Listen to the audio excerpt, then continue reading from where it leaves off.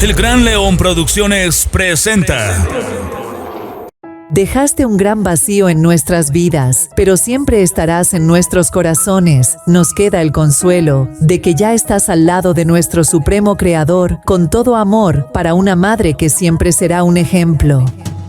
Pablo Olivera Kenayata, esposo; Giovanna Cristina, Leslie Vanessa y Eric Pablo Olivera, hijos; Omar Mancilla, hijo político; Nicolás Mancilla Olivera, nieto; hermanas, hermanos, tíos, primos, sobrinos y demás familiares de la que en vida fue adorada madre y cariñosa abuelita, señora Matilde Condori de Olivera. Invitación misa de cabo de año. Ruegan se dignen asistir a la misa recordando el primer año de su sensible y llorado fallecimiento, que se mandará a oficiar el día sábado 7 de octubre, a horas 10 de la mañana, en la Catedral Metropolitana Nuestra Señora de la Paz, ubicado en la Plaza Murillo.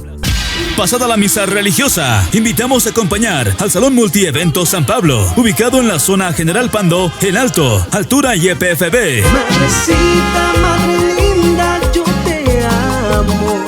Y para este cabo de año, contaremos con la presencia del grupo que está de moda.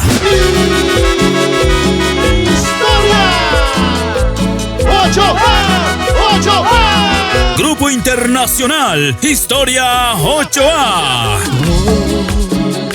Ya me enterando de los cuernos que tú me ponías a mí, me he enterado. El grupo que está arrasando toda Bolivia, Historia 8A.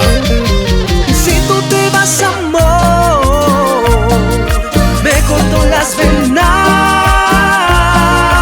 Con sus grandes éxitos y totalmente en vivo, Historia 8A. En la sala de un hospital estoy botado.